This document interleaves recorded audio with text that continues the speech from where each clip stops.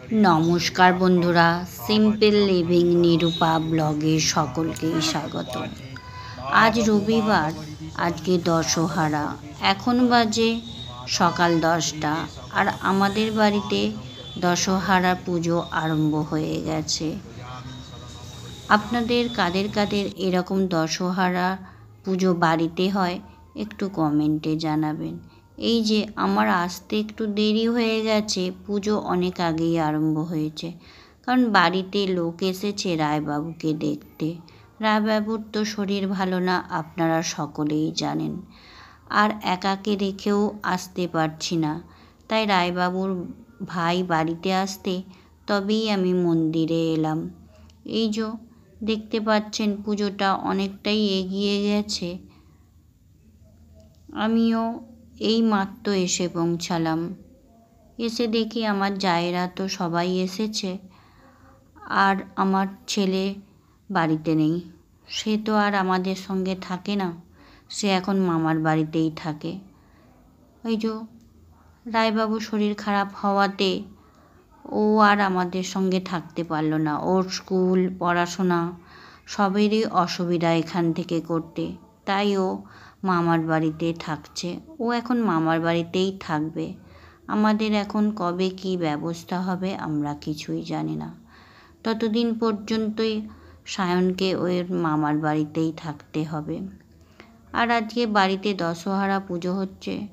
সায়ন নেই, এমনিতেই মনটা খারাপ, কারণ ও ভীষণ খেতে ভালোবাসে।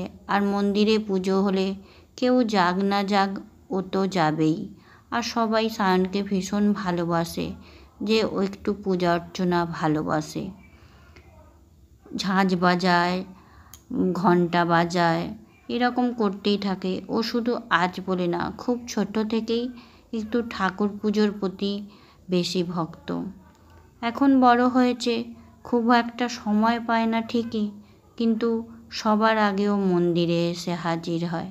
তাই ঠাকুরমশাই বলছে সায়ন নেই, মন্দিরটা একটু ফাঁকা ফাঁকা লাগছে, ও আবার কবে আসবে। আমি বললাম এই তো কালকে আমাদের সঙ্গে মাত্র গেল, ও এখন আর আসবে না। ওর যেদিন স্কুল ছুটি থাকবে বা টিউশন ছুটি থাকবে সেদিন ও ওর বাবাকে দেখতে আসবে। এই বলে আমি একটু আপনাদেরকে দেখাই যে আমাদের মন্দিরের চারপাশটা কতটা সবুজে ঘেরা। এই যে আম গাছটায় কত মুকুল এসেছে, আর এই জবা গাছগুলো সবুজ হয়ে আছে। একটু বৃষ্টি পেয়েছে তো অমনি সবুজে ভর্তি হয়ে গেছে। এইটা হচ্ছে শিউলি গাছ। ঠাকুরমশাই পুজো করছে, করুক। আপনাদেরকে আরও একটা জিনিস দেখাই। সারা বছর আমাদের মন্দিরে এত ফুল ফোটে যে আমাদের বাইরে থেকে আর ফুল কিনতে হয় না। ঠাকুরমশাই খুব ভালোভাবেই পুজো করছে। আর আপনারা এই ঠাকুরমশাইকে আমার ভিডিওতে অনেকেই অনেকবার দেখেছেন। উনি আমাদের মন্দিরে সকাল বিকাল নিত্য পুজো করতে থাকেন। ঠাকুরমশাই ততক্ষণ পুজো করুক, আপনাদেরকে একটু ঘুরে ঘুরে দেখাই। এই যে আমি আসার আগেই শ্রীধরের পুজো হয়ে গেছে। আর আমার কেন দেরি হয়েছে সেটা তো আমি আপনাদেরকে আগেই জানিয়েছি।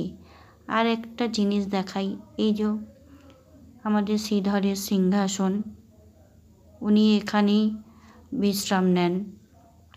আর এই যে কারুকার্যটা করা হয়েছে দেখুন কতটা ভালো লাগছে।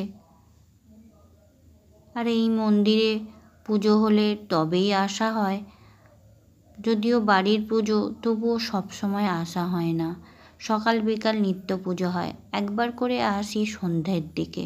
আর এইগুলো আমাদের ঠাকুরের সব জিনিস, ঝুলন, রাস, জন্মাষ্টমী সবই হয়।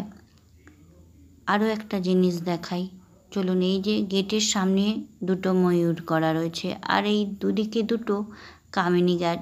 এত সুন্দর লাগে এই কামিনী ফুল যখন ফোটে, পুরো মন্দিরটা সুবাসিত হয়ে যায়। আর তার সঙ্গে তো রয়েছে গন্ধরাজ। এই যে একটা চাঁপা ফুলের গাছ, এই চাঁপা ফুলের গাছে এখনও সুন্দর করে চাঁপা ফুল ফুটে আছে, আর তার সুবাসও খুব সুন্দর। আপনাদেরকে কাছ থেকে দেখাই এই আম গাছের আমগুলো। এই যে প্রথমেই দেখতে পাচ্ছেন এখনও এই মুকুল ধরেছে, তারপরে গুটি দেখা যাচ্ছে, এই যে গুটি, তারপরে আবারও এই সাইজের আম আছে, আর এই যে তার থেকেও ছোট আকারের আম আছে। এর ভিতরে তো কত বড় বড় আম আছে সেটা আমি জানি না, কারণ ভিতরে তো আমি কোনো দিন যাইও না, জানি না। আর এই যে জবা গাছগুলোয় কত সুন্দর সুন্দর জবা ফুল ধরে। আর এই গোলঞ্চ গাছে প্রচুর পরিমাণে গোলঞ্চ ফুল ফুটে আছে। আর এদিকে দেখাতে দেখাতে ঠাকুরমশাইয়ের দশহরার পুজোও শেষ হয়ে গেছে। ঠাকুরমশাই এবার শাঁখ বাজাতে আরম্ভ করে দিয়েছে। এবার ঠাকুরমশাই উঠে যাবে মন্দিরের ভিতরে, আর এখানে যা যা পুজো হয়েছে সব জিনিসগুলো চলে যাবে মন্দিরের ভিতরে। আমরাও তাহলে প্রণামটা সেরে নিই। আমি এবার মন্দিরে আগেই চলে যাব, আর ঠাকুরমশাই পরপর আসবে, আর আমার জায়েরা এই ফল মূল ভাজাভুজিগুলো নিয়ে ঠাকুর মন্দিরে চলে আসবে। আর এদিকে ঠাকুরমশাই আমাদের এই শ্রীধরের জায়গায় বসিয়ে রেখে যাচ্ছে। ঠাকুরমশাইয়ের পুজো তো শেষ হয়ে গেছে, এবার হচ্ছে সব গুছানোর পালা। আগে আমার জায়েরা সব জিনিসগুলো মন্দিরের ভিতরে নিয়ে আসুক, তারপরে এবার ঠাকুরমশাই যা যা নেবার সব কিছু নিয়ে নেবে।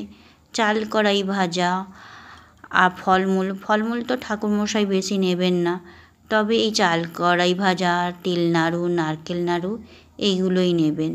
তারপরে আমাদের সব দিয়ে যাবে। আর এই যে থালাটায় রয়েছে ফলটা, ওইটা হবে গদগেলা। 10 রকম ফলকে ভালো করে একটু মাখিয়ে হাতে হাতে বাড়ির সবাইকে দেয়া হয়। আর ওটা দুপুরে খাবার আগে স্নান টান সেরে সবাই ওটা খায়। খেয়ে দিয়ে তারপরে শুকনো খাবার সবাইরাই খেতে থাকে। কাদের কাদের শুকনো খাবার আছে কমেন্টে জানাবেন, আর কাদের কাদের ভাত খাবার নিয়ম আছে সেটাও জানাবেন। আমাদের সবটাই শুকনো খাবারের ওপর দিয়ে করতে হয়, তবে আমার বাপের বাড়িতে নিরামিষ ভাতের চল আছে।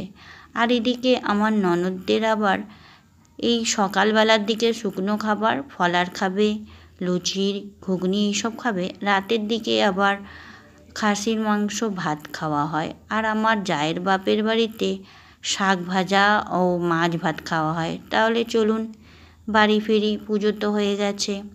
এসে দেখি রায়বাবু একাই আছে, আর সায়নের কাকা এই মাত্র বেরিয়ে গেল।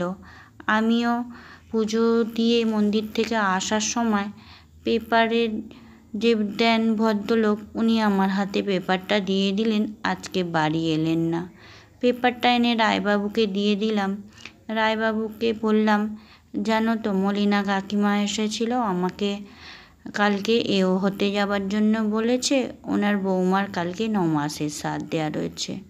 এই কথা বলার পর জিজ্ঞাসা করলো সায়ন আজকে তার মাতো দিদির বাড়ি গেছে কিনা, ওখানে ওর স্কুলের জুতোটা রয়ে গেছে, সেটা আনতে যাবে। আর এদিকে রায়বাবু পেপার পড়তে থাকুক, আমি দুপুরে রান্না বান্না করে নিই। দুপুর গড়িয়ে বিকাল হয়ে গেছে। এখন আমরা চলেছি একটু বাজারের কালী মন্দিরে। আজকে ডাক্তারবাবু রায়বাবুকে 15 মিনিট হাঁটতে বলেছেন, সঙ্গে আমাকেও 15 মিনিট হাঁটতে বলেছে, কারণ আমারও তো কোলেস্টেরল বাড়া। তাই আমরা দুজনে যাচ্ছি বাজারের কালী মন্দিরে। তাহলে চলুন দেখা যাক কালী মন্দিরে পৌঁছে গেছি। আর পুরোহিত মশাই তো পুজোয় বসে গেছেন, আর এত গরম যে পুরোহিত মশাই পুজোই করতে পারছে না, বলছে এত গরম থাকতেই পারছি না। এদিকে ধুনো দেবার জন্য ঘুঁটেটা পোড়াতে আরম্ভ করে দিয়েছে, আর এই পুজোর জোগাড় যন্ত্র সব করা হয়ে গেছে। এই যে ফল কাটা হয়ে গেছে, ঠাকুরমশাই পুজোয় বসে পড়েছে। আর রায়বাবু একটা দোকানে বসে আছে, কারণ রায়বাবুর গরমটা লাগানো যাবে না, তাই পাখার তলায় বসে আছে। এখানে একবার প্রণাম করে চলে গেছে রায়বাবু। বললাম বেশি এখানে বসতে হবে না, প্রচণ্ড গরম। আর এখানে কখনোই কিন্তু এই নিত্য পুজো হতো না। রায়বাবুর শরীর খারাপ হওয়ার পর থেকেই কমিটি থেকে এই নিত্য পুজোর ব্যবস্থাটা করেছেন। এই যে আমি মন্দিরে বসে আছি, এখনো প্রচুর লোক এসে পৌঁছেছে, তবে একটু দূরে দূরে দাঁড়িয়ে আছে। অনেকেই ধূপবাতি দেখিয়ে চলে গেছে, পুজো আরম্ভ হোক। আর এদিকে আজকে আমি ধুনো দেবার জন্য বসেছি। আমাকে ওনারা বললেন যে আজকে তুমি একটু ধুনোটা দিয়ে দেবে। আমি বললাম হ্যাঁ, কেন দেব না।